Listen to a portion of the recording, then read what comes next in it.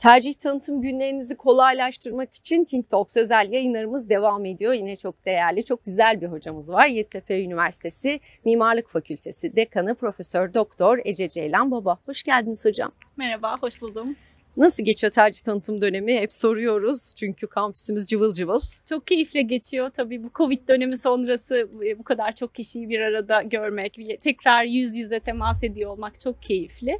Ben öncelikle bütün tercih yapacak, üniversite sınavına girmiş gençlere gönüllerinden geçen mesleğe kavuşabilmelerini diliyorum.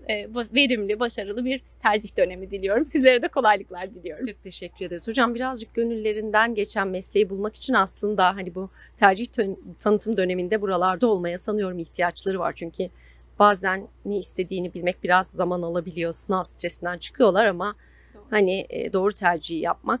Dolayısıyla bir mimarlık fakültesi öğrencisi meslek hayatından neler bekliyor olmalı? Yani öncelikle şunu söylemek istiyorum. Tabii pek çok üniversite var ve pek çok bölüm var ve öyle bir maratonun içinden geliyorlar ki bunları düşünmeye, bunlar üzerine karar vermeye çok vakitleri olmadı. Bence bu 3 haftalık tercih tanıtım dönemi çok önemli, çok da verimli geçebilir. O yüzden birebir gelmelerini, gelip bizimle birebir temas etmelerini ben de tavsiye ediyorum. Tabii ki web üzerinden bilgilendirmeler de mümkün ama birebir temas çok daha verimli oluyor. Mimarlık öğrencisi. Ben önce fakülte üzerinde konuşayım. Mimarlık fakültesi altında 4 bölüm var ve bu 4 bölümün her birisi de farklı ölçekte tasarım meslek edinimi sağlıyor ve bu farklı ölçek geçişleri olsa da mimarlık fakültesi kendi içinde bir bütün. Bu bence çok önemli bir artı.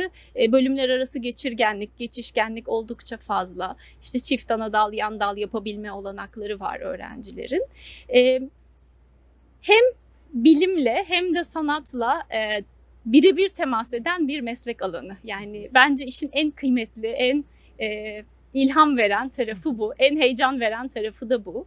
Yani pozitif bilimle temas etmeyi ama aynı zamanda da estetik kaygıları olan üretmek, sanat ya da entelektüel birikimini beslemek isteyen gençler için uygun bir meslek şemsiyesi mimarlık fakültesi. Altında farklı bölümler var ama özünde yaratıcılığın olduğu ve birebir insanla temas ettiği için de her bir durumun özgün olduğu çok heyecan verici bir meslek olduğunu düşünüyorum. Evet hocam, sunduğu imkanlardan Yeditepe Üniversitesi'nin biraz bahsedersek biz hep herhalde şu ana kadarki bütün yayınlarımızda en çok öne çıkan şeylerden biri de genel olarak kampüs ortamının çok güzel olması. Ama bölümümüzü farklı kılan özelliklerimiz neler, sunduğu imkanlar, staj imkanı, biraz onlardan bahsedelim mi? Elbette. Şimdi mimarlık bölümü ve mimarlık fakültesindeki tüm bölümler aslında 8 dönem 4 senelik bir ders programı paketi sunuyor. Yeditepe Üniversitesi Mimarlık Fakültesini bence en öne çıkaran özelliği bu 4 yıllık eğitim programı dışında öğrencileri öğrenciyken beslediği ek olanaklar. Bunlar neler? Çok çeşitli öğrenciyi birebir içine dahil edebildiğimiz ulusal ve uluslararası çalıştaylar yapıyoruz. Öğrencileri de dahil ettiğimiz konferanslar yapıyoruz. Birçok sergi yapıyoruz, bienallere katılıyoruz. Öğrencilerle birlikte üretme kültürümüz oldukça gelişkin. Öğrenci daha öğrenciliğinde aslında gerçek meslek yaşamına dair de bir takım tecrübeler edinebiliyor. Ders dışı etkinliklerimiz dersler gibi öğrencinin hayatına daha 1. sınıfta nüfuz etmeye çalışıyor ve bu durum bizim fakültemiz mezununu meslek hayatına atılırken birkaç adım öne taşıyor diyebilirim. Çok gönlü birey olmasını da aynı Kesinlikle. zamanda. Yani şunu da söylemeliyim, İstanbul'da mimarlık okumak zaten ayrıcalık. Yani İstanbul bu anlamda çok donanımlı bir kent, kültür mirası, tarihi mirası ve kent tarihi anlamında tabii çok özel bir kent. Burada mimarlık okumak zaten özelken işte İstanbul'un bir diğer eş anlamı Yeditepe. Yeditepe evet. Üniversitesi'nde de öğrenci olmak o anlamda bence ayrıcalıklı. Peki uluslararası işbirliklerinden bahsedersek hocam, böyle avantajlar da hem mimarlık fakültesinde hem altındaki bahsettiğiniz 4 bölümde. Uluslararası ilişkiler öncelikle gerçekten uluslararası işler yapan bir fakülteyiz. Uluslararası kadromuz da var. Tam zamanlı yabancı öğretim üyelerimiz de var. Yabancı öğrencilerimiz de var. Eğitim dilimiz İngilizce olduğu için herhangi bir bariyer üretmiyor bu durum. Erasmus anlaşmalarımız var. Oldukça fazla sayıda. Öğrencilerimiz farklı ülkelere 1 ya da 2 dönem için gidebiliyorlar ya da farklı ülkelerden bizim bölümlerimize öğrenciler gelebiliyorlar. Bunun dışında da yine yurt dışıyla bağlantılı pek çok işte yaz okulu, yaz çalıştayı, öğretim üyesi ya da öğrenci hareketliliği, bunların hepsine de imza atıyoruz. Öğretim üyelerimiz ve öğrencilerimizle birlikte çeşitli uluslararası projelere de dahil oluyoruz. Yani uluslararasılaşma ile ilgili çalışmalarımız var ve daha da artmasını istiyoruz. Evet hocam, siz de zaten başından beri değiniyorsunuz. Özellikle de mimarlık fakültesinde uygulamalar, projelerde zaten oldukça önemli. Tasarım ve sosyal projeleri biraz böyle ayrıntılandırırsak neler var hocam? Şimdi tasarımın her alanı insana birebir değen bir şey. Yani aslında tasarım zaten sosyal bir şey. Yani bir kenti tasarlıyor olabilirsiniz, bir yapıyı tasarlıyor olabilirsiniz, bir kent mobilyasını ya da bir endüstriyel ürünü tasarlıyor olabilirsiniz. Her birinde aslında birebir gerçekten insanla, mekanla temas var. Bir de işin bir tür sosyal sorumluluk tarafı var. Biraz onlardan söz edebilirim. Örneğin 2020 yılında 2019 sonu 2020 başı Elazığ'da gerçekleşen deprem sonrası bir projeye, sosyal bir projeye başladık. Proje geçtiğimiz ay nihayete erdi. Öğrencilerimizle birlikte deprem sonrası ve aslında pandemi de işin içine girmişti o dönemlerde. Pandemiyi de dikkate alan, oradaki yeni yaşam biçimini de önceleyen bir sosyal konut projesi gerçekleştirdik. Elazığ'da projemiz hayata geçme yolculuğunda. Bunun gibi işte yeni birkaç projemiz de var ya da Sivrice'de bir araştırma projesi yaptık.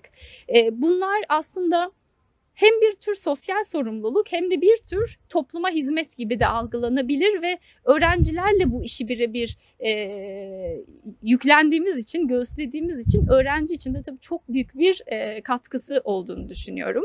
Bütün projelerimizde ve aslında proje derslerimizde de alanında tanınmış mimarları, iç mimarları, endüstri ürünleri tasarımcılarını da kurumumuza davet ediyoruz ve öğrenciler onlarla da temas edebiliyorlar.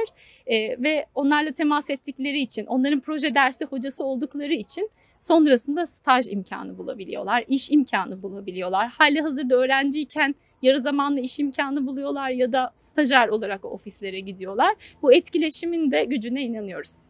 Çok teşekkür ediyoruz hocam. Peki böyle bölüme dair bize vereceğiniz bir tüyo, bir müjde var mı ya da aday öğrencilere sık sık kampüsümüze geliyorlar ama online olarak da bizleri takip ediyorlar. Onlara da vermek istediğiniz bir mesaj varsa alabiliriz.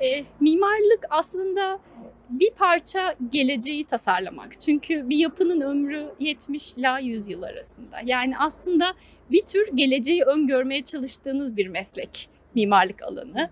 O yüzden de dünyayı anlamaya çalışmak, entelektüel birikiminizi arttırmak çok önemli. Teknolojiyle ilişkinizi güçlendirmek mesleğimiz adına gerçekten çok önemli.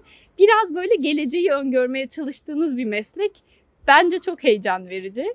Bir de şunu söylemek istiyorum. Ben neden mimar oldum?